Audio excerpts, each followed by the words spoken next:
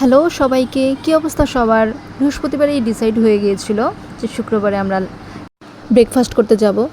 তো যেই কথা সেই কাজ, সকাল সকাল উঠেই ফ্রেশ হয়ে বাইরে বেরিয়ে পড়লাম। একদম ঠান্ডা ঠান্ডা ওয়েদার, ভালো লাগছিল।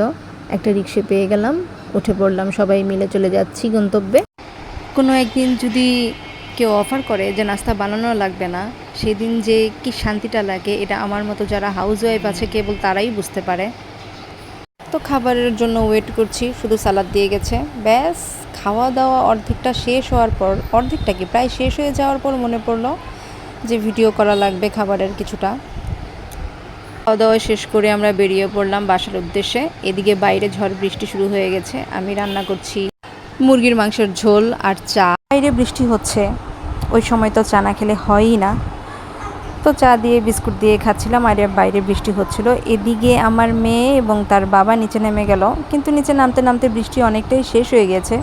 ওরা একদম লাস্ট টাইমে গিয়েছিল, তাই বৃষ্টিটা ওরকমভাবে পাচ্ছিল না, কিন্তু তবুও আমার মেয়ে যথেষ্ট আনন্দ করছিল।